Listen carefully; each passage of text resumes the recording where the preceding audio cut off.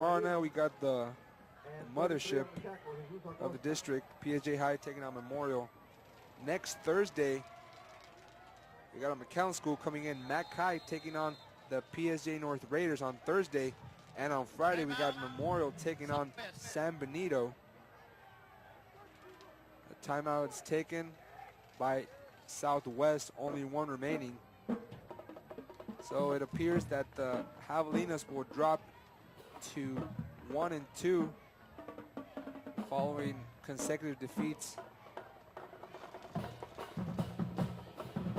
And they'll have a bye next week before starting District 32 4A here at home on the 26th of September against the Rio Grande City Rattlers. And with a week off, they'll have a little bit of extra film study sessions, and they'll try to get some of these things figured out, especially holding on to the football. Yeah, that's what hurt them tonight. They had opportunities. They just didn't take full advantage of them. The game should be a little closer than what it is. It's only 9 points, but a break here or two. The Javelinas had a great opportunity right off the bat in the first quarter, and they didn't take advantage of it. They drove the ball another time, and they fumbled inside their 20 another time. So, take away an error here or there, and perhaps they have the lead. Yeah, you take away that 80-yard kickoff return for a touchdown by Tortillas in the first quarter, and also a 70-yard touchdown run by Camarillo, and this could have been a different script. Southwest with a good tackle behind the line of scrimmage. Javelinas burned their final timeout here as we see the replay of Peña Blanca rolling to his right and being dragged down from the waist by Malik Beatty. Yeah, Beatty with a good tackle. Good, strong player there. The one thing the Javelinas definitely got to improve on is their passing game. And the reason I say that is in situations as we had on the series before when they had the ball down by 9, they need to open it up. They need to open up that offense a bit, get some pass plays downfield, not consume so much time, but gain yardage. And unfortunately for them, they weren't able to execute any pass plays. They tried to run the ball. They didn't get any yardage either off of that. So that's something that the Javelinas cannot afford to do that. They cannot afford to fall behind because in reality, they may not be the best comeback team because they don't have the best air attack. And then you work on that short passing situation, of course, on that touchdown run from Joe Benavides, the ensuing conversion pass attempt to Luis Gutierrez, number 88, in and out of the hands. He dropped it. And then you said, Javi, he was wide open on that run by Portales. He didn't see him. But of course, there's these little things that we could have changed, would have changed, should have changed. But at the end of the day, you did make the plays necessary. And you're facing a 9-point deficit, which ultimately with 82 seconds left is too big of a hill to climb back from. Yeah, but like you said, Alex, the good thing is they get to regroup. They have an open week this coming week. They get to regroup and get ready for district. It's going to be a tough district challenge for them. Last year, they didn't fare too well. This year, they hope for an improvement. Their first senior class. So let's hope the Javelinas come out in a couple of weeks and have a better result. And the important thing is that they start 0-0 in league action as Camarillo turns the corner, but won't get much. We drop for a loss of 2. Ruya keeping it on the ground with no timeouts left for the Javelinas. Clock ticking down. The clock is ticking, but the play clock still at 25. And now the clock is ticking. The play clock down to 21. The game clock down to 51 seconds. 4th and 30. And they'll just take their sweet time here.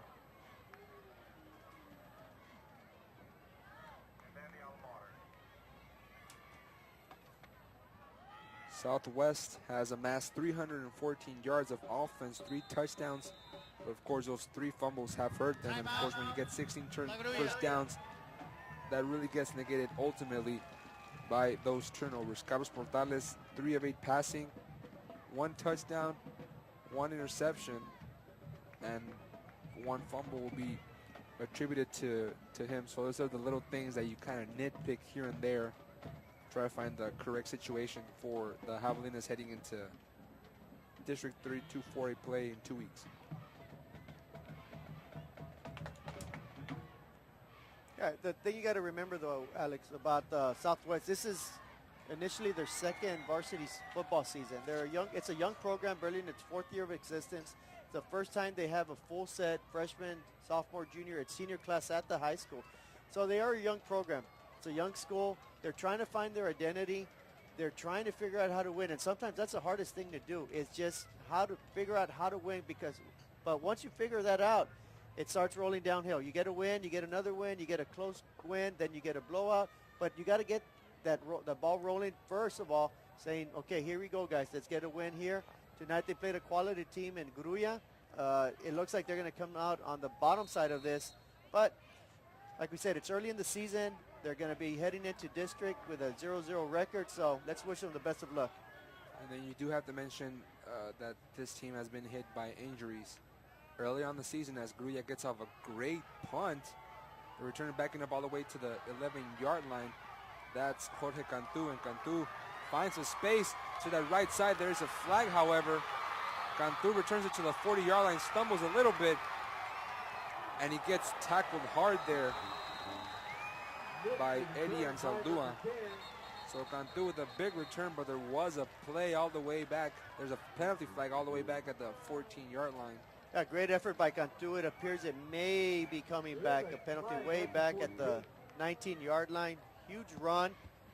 Would have given the Javelinas a little bit of hope, but let's see what the call is. We have a block in the back. Number half the distance to the goal. First down. And go figure, it's against the Javelinas. It has been a relatively clean game on Southwest part. The same can be said on Gruya. Got a couple of unsportsmanlike conduct penalties, but as I was saying before, the great return by Jorge Cantu. This team has been hurt by injuries. When I was talking to Coach Reyes before the game, trying to get the lineups on my folder here, he said that a lot of his players had been scratched out, and one of the big ones there, Hector Ortega, we'll have to see if he's the player with a sling on his right shoulder, but his shoulder pads had been come off. He didn't play in the second half, and that's where we saw the emergence of Jesus Acosta and also Joe Benavides in at the running back position. But once they have a week to get this team healthy and get ready for that September 26th game at home, the District 32 4A opener against Rio Grande City. By the way, we'll be having that game live also on KTRI TV 17. Yeah, it's always hard to overcome injuries. Tonight it appears 2 or 3 Javelinas were not able to finish the game. When I look at the roster, they only have 37 members on the team. So going into the second half, finishing the game, they're down to 34. Now you got guys playing both ways. On a muggy night, you get tired. Your legs get tired. When your legs get tired, your mind gets tired. So that will do it for tonight's game. The Javelinas dropped their second contest of the season, fall to 1-2.